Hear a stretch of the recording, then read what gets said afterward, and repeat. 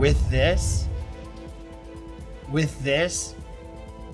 Melly's goose is kind of cooked. YNW Melly is seen on camera begging for his life, and the footage is far worse than anyone imagined. His own people turn against him, the pressure closes in, and every second feels like it might be his last.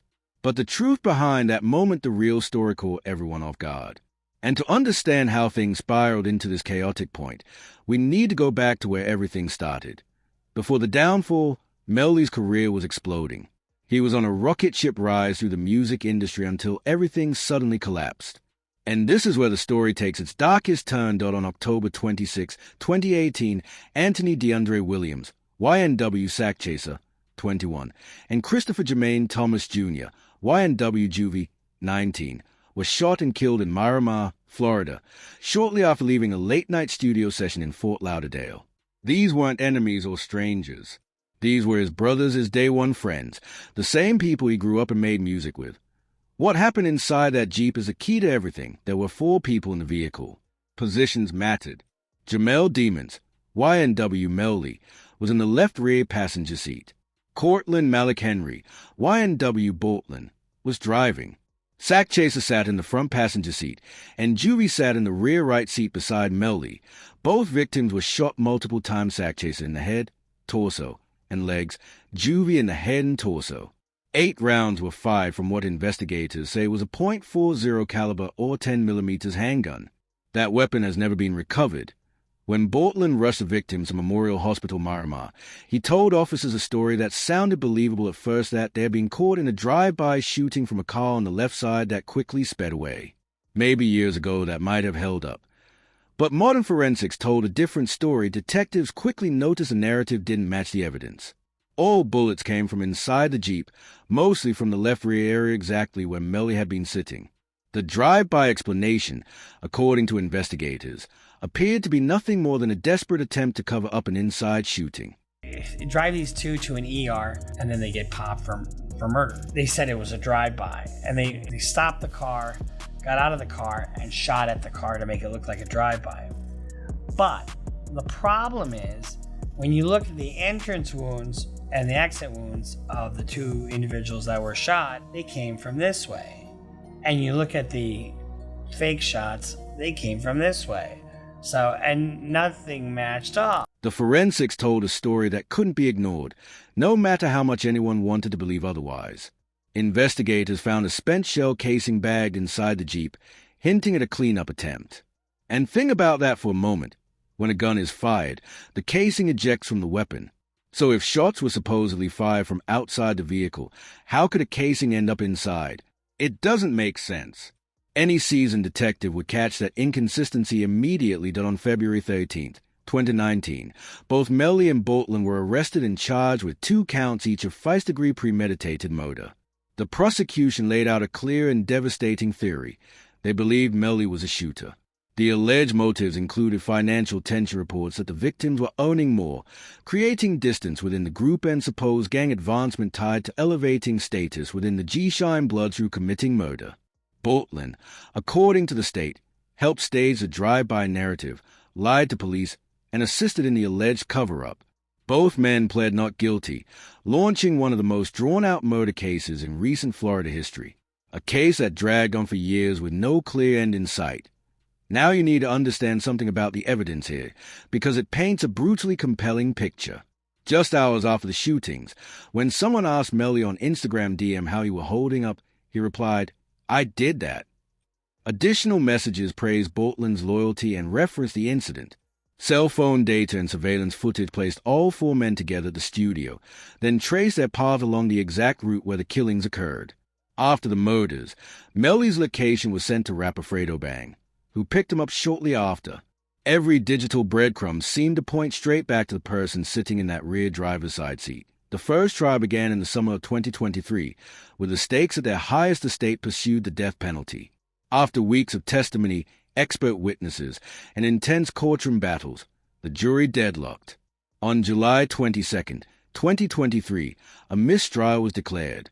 Reports claim the split was roughly 9-3, with 9 jurors leaning toward conviction on lesser manslaughter charges.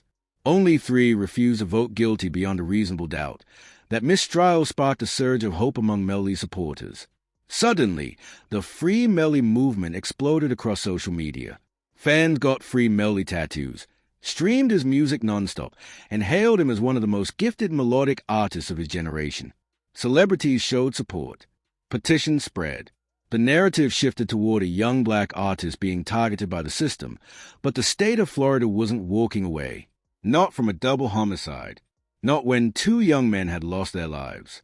I'm not going to dismiss a double homicide where you're looking at the death penalty. They're just not going to. And Melly probably isn't going to take any kind of deal, because any kind of deal that they would give him would be life without parole, and he's not going to do. The retrial kept slipping further into the future, scheduled, postponed, rescheduled, and pushed back again in a seemingly endless loop of legal tactics. Delay after delay hit the case. Defense motions to suppress evidence, prosecutors being removed and replaced, and a stack of appeals that felt like they would never end. Now, the retrial is set for January 6, 2027. That's nearly 8 years since the initial arrest before another jury will even hear the evidence. 8 years of a man's life suspended in limbo, waiting to learn whether he will ever walk free again. But then everything changed suddenly and violently in September 2025. The betrayal, September 9th, 2025. Lock that date in your mind, because it may go down as one of the most pivotal moments in this entire case. The IT happened just one day before jury selection was supposed to begin for YNW Melly's trial. One day before he would have to sit in that courtroom and face the very real possibility of spending the rest of his life in prison. And that's when Cortland Malik Henry made a decision that sent shockwaves across the hip-hop world and possibly sealed his former friend's fate. Cortland accepted a plea deal, though he pleaded no contest to 2 counts of accessory after the fact of first-degree murder, along with 2 additional charges stemming from a 2023 witness tampering investigation. In exchange, the state dropped the murder charges entirely, as well as several other tampering counts. And here's why this is so devastating for YNW Melly. Portland just flipped his entire future, though he was sentenced to 10 years in prison plus 6 years of probation, for a total of 16 years under state supervision. But he received credit for the more than **2, 400 days, about 6.5 years **. He had already spent in jail since his 2019 arrest. That means he has only about 3.5 years of prison time left to serve. His projected release date? January 6, 2032. He went from facing life potentially never walking outside prison walls arguing to having a release date just a few years away. You're young like this, big difference between life and 16 years, especially when you've already got 7 years in. You got 7 years in already. But here's the part that has everyone talking, the part that has the streets buzzing and Melly's supporters genuinely shaken. A major condition of Portland's plea deal is a proffer session, where he must sit down with prosecutors and give a full, honest, and detailed account of what allegedly happened that night. That includes his own actions and the alleged actions of everyone involved. In return, whatever he says during that session can't be used directly against him in future prosecutions. And let's be clear, this isn't optional. This isn't something he can refuse or postpone. It is a mandatory requirement of the agreement he signed. Do you understand what a proffer actually is? Do you really grasp the weight of what this means? Criminal defense attorney Bruce Rivers puts it in the simplest possible terms. A proffer is where you sit down, tell prosecutors everything, and hope they don't already have evidence proving you're lying. If you stay truthful, you keep your deal. If you lie or hold back, you lose everything. So here's what happens. He goes and he testifies, or talks to the prosecutor in a proffer. His lawyer's there, the agents on the case are there, the prosecutor's there. They ask him whatever they want, right? And nothing he says can be held against him in that proffer. Nothing. And this is what they call a snitch session. He's taking a deal where he's getting 10 years in, 6 years on probation. He's already got 7 in. He might do a couple more years. Melly's goose is kind of cooked. Those words alone are enough to send a chill through anyone who's been following this case. When an experienced criminal defense attorney says something like that, he's essentially signaling that this plea deal could be the moment that shifts everything. As the driver during the alleged shootings, Portland is a central figure, arguably the most crucial witness the state could ever hope to secure. His proffer, which is expected to include a sworn account of what he claims happened that night, could line up with key pieces of forensic evidence prosecutors have pointed to for years, like gunshot residue patterns and the physical positions inside the vehicle. Legal analyst John M. Phillips, who represents one of the victims' families in the civil case, predicts that Bortland may testify that Melly either fired from inside the Jeep or stepped out to shoot, potentially answering major unanswered questions about positioning and movement during the incident. And here's a legal twist that makes this situation so dangerous for Melly's defense team. Because Bortland's own case is now resolved, double jeopardy prevents him from being prosecuted again for the same charges. That means he can no longer invoke the Fifth Amendment to avoid self-incrimination. In simple terms, she is now subpoena-proof that if prosecutors call Bortland to testify in Melly's retrial, he must take the stand, that he must answer their questions, that he cannot refuse, that he cannot stay silent. That constitutional shield is gone. And now, whether he wants to or not, the state essentially has full control over his testimony. So theoretically, Phillips said, Bortland could now be called as a witness in Melly's upcoming trial. He could testify for Melly or against Melly. But my guess is if he's agreeing to do a proffer, he's going to snitch. I expect that to be the case, Phillips said. If they subpoena him, he can no longer take the Fifth Amendment on these issues. A judge can't compel him to testify now because double jeopardy's attached. The reaction from the streets was instant and ruthless. People who once showed respect for Bortland suddenly turned on him, calling him every name imaginable. Even Charleston White, known for never filtering his thoughts, jumped in and went off with his usual unrestrained commentary. Hey, please, that's what I've been trying to tell y'all.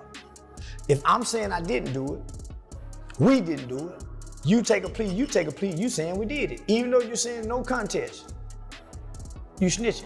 Even if he doesn't have to say, he doesn't have to testify, make a statement, that's still snitching. Bortland has since spoken publicly about his plea deal, insisting it doesn't make him a snitch and emphasizing that his loyalty to the YNW family hasn't changed.